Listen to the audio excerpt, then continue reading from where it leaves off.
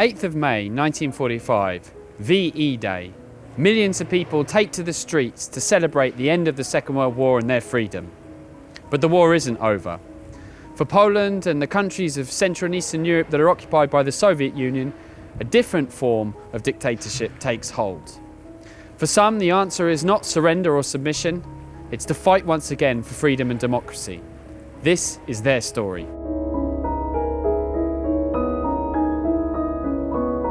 By the end of the Second World War, Poland was a shattered wreck. Almost no part of the country had been left untouched or unpillaged by the tide of the invasion in 1939, Operation Barbarossa in 1941, and then the returning surge of millions of soldiers of the Red Army, intent on robbing and raping their way through to Berlin.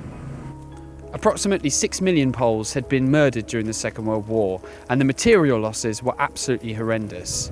Robbed blind and stamped under the Nazi heel, it can be no surprise that so few Poles had the energy and will left to fight against the undemocratic government that Stalin imposed on the country in the months after the Second World War. In one of the cruelest ironies of the Second World War, Stalin's men started to arrest the Home Army Polish resistance that had been fighting against Nazi Germany during the long years of occupation. Why? They were on the same side, they'd been fighting against a common enemy. The answer lies in the warped, terrible view of the Poland that Stalin wanted to build, because these men and women were the biggest threat to that Poland. Some resistance fighters refused to give in and waged a private, small-scale war against this unwanted and undemocratic government. In Poland today, they call them the cursed soldiers or the Unbreakable soldiers. And I went to the Museum of the Cursed Soldiers and Political Prisoners of the Polish People's Republic in Warsaw to find out more. I'm guided around this important museum by Maria Bogusz. Hi Maria. Hi Patrick. Nice to meet you. Nice to meet you too. Welcome to the museum. Thank you very much. It's a very big place. So we're going to go inside? Sure.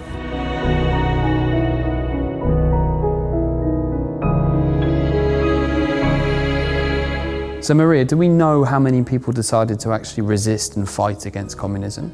We don't know the exact number, but we can estimate that probably it was like 10 of thousands people. And how many prisoners were arrested and were in this prison? Near circa 400 people, prisoners kept here, were executed here in the area of the prison in different places. And over 1,000 prisoners died due to inhuman conditions in the prison and tortures during the interrogations and investigation. In the chaos that followed the Second World War, there were large amounts of weapons and munitions up for grabs and plenty of people who knew how to use them. From Stalin's paranoid madness, there can be little doubt that he saw these bandits, as he would call them, as a major threat to stability in his new empire. Arresting and interrogating and torturing them would be a top priority for the Polish security forces. Here is the example of kind of a seclusion. In Polish, we call it karcer.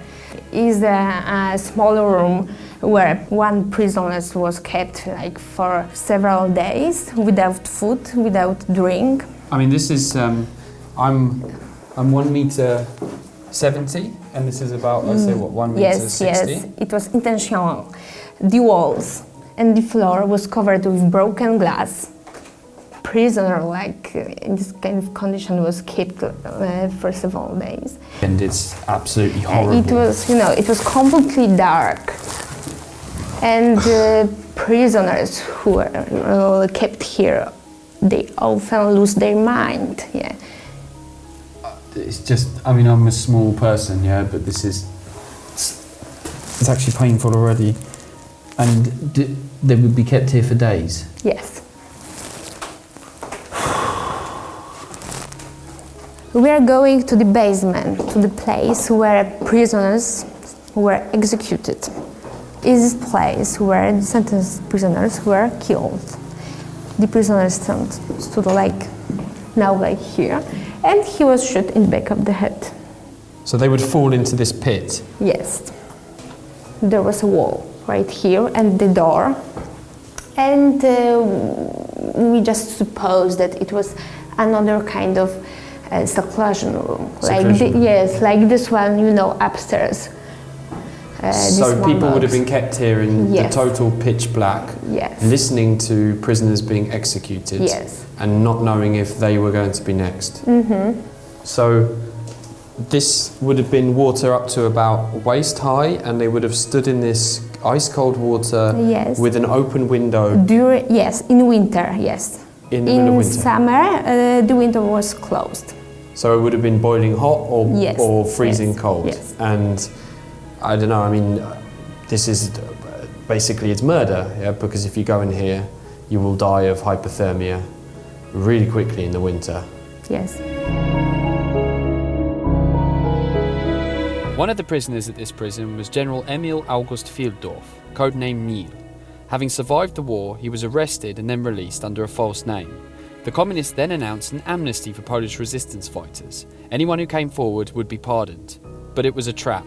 Fieldorf was arrested, interrogated, tortured, and then sentenced to death. So Fieldorf would have been brought in through this entrance to this room.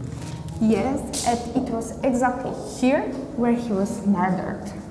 And we know he was murdered by hanging. Yes. And here we have, this is the floor in which the body would have fallen in order to break his neck.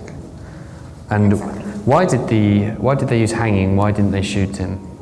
Fiedor was a very dangerous prisoner. He was a very dangerous man for the communists because he was very famous. Yeah. He was one of the most famous generals of the Home Army.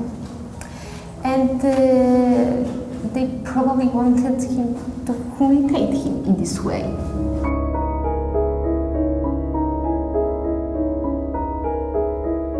Many of those arrested disappeared. Interrogated, tortured, shot to death. Their bodies were dumped in unmarked graves around Poland, like here in the Powązki Military Cemetery. Victims of Stalin's insane desire to purge Poland and rebuild it in accordance with his own worldview.